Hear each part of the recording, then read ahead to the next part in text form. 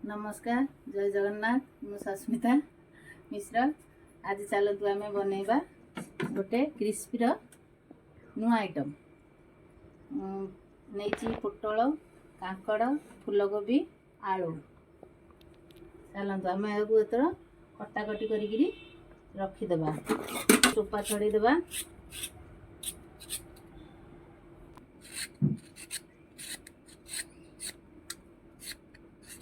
देखंतु ऊपर चोपाटा केते सुंदर रे बाहरी पड़ुची।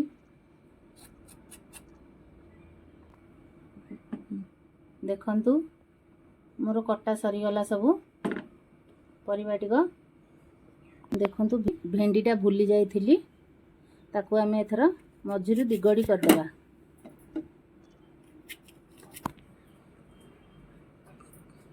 ताकू एथर पकेबा फूलकोबी पड़ला पोटल कांकड़ आउ आलू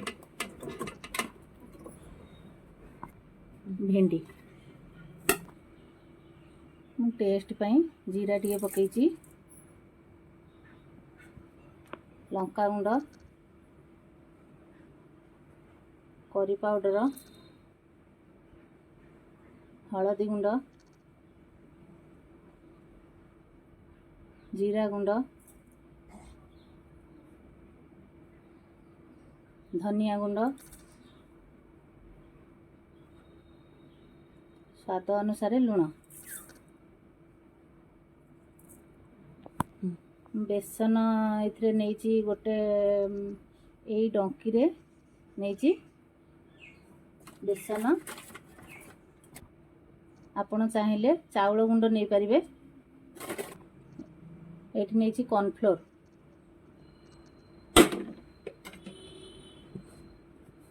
दी चामच नहीं टिके टिके कला जीरा नहीं टेस्ट पाई कहीं ना एटा साधा रे होउची तो सेति पाई कि मु आज अदा रसुण पेस्ट देनी। राशि नहीं एठी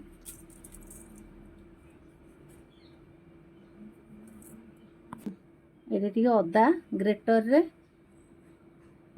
ये करी ताकू नहीं। देखंतु मु टिके फ्रूट कलर नहीं टिके कलर रेड कलर आसीबो बोली ताकू आम एथर गोलेगिरी 10-15 मिनट पाई रखीदेबा।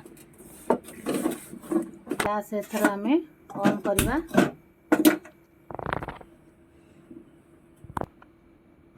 तेल कड़ई ताती गलानी तेल पकेदेबा आम एथर।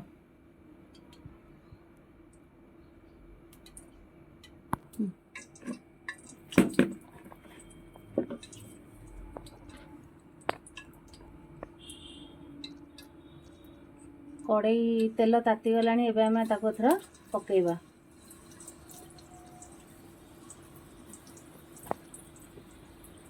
गोटी गोटी कर पकेबे।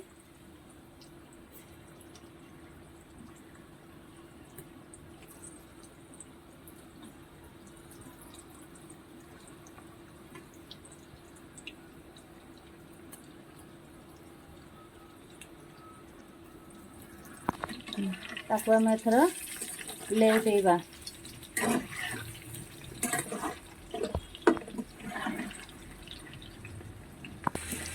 हो गलानी एबे ताको आम एथर गोटे थाली को काढ़ीदेबा।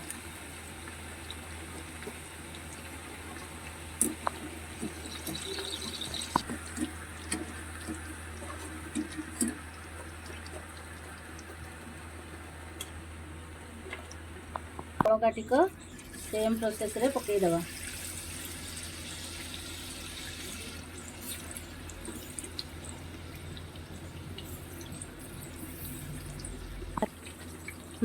हो गला तापर ताको बाहर करदेबा।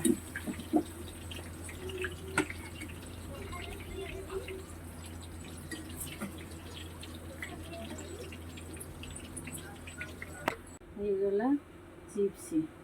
वीडियो टी भल लगी more like share comment subscribe करेंगे।